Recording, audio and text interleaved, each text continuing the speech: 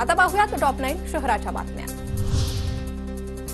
जागतिक रेबीज दिनानिमित्त मुंबई महापालिकेकडून 8,000हून अधिक भटक्या श्वानांचं लसीकरण, स्वयंसेवी संस्थांच्या सहाय्याने लसीकरण मोहीम। देशभरात हिमोफिलिया रुग्णसंख्येत वाढ, ठाण्याच्या सिव्हिल रुग्णालयात हिमोफिलिया रुग्णात उपचारासाठी रुग्णांची नोंद। पादचाऱ्यांसाठी पुणे असुरक्षितच, वर्षभरात 120 पादचाऱ्यांचा अपघात, तर शहरातील 826 किलोमीटरचे रस्ते विना फुटपाथचे।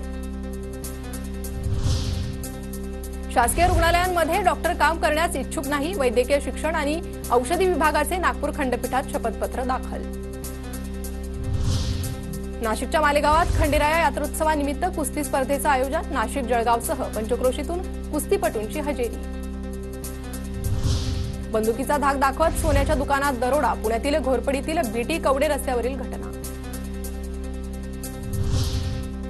रामकृष्ण मठाचे माजी अध्यक्ष स्वामी ब्रह्मस्थानंद यांचं वृद्धापकाळानं निधन, नागपूरमध्ये घेतला अंतिम श्वास।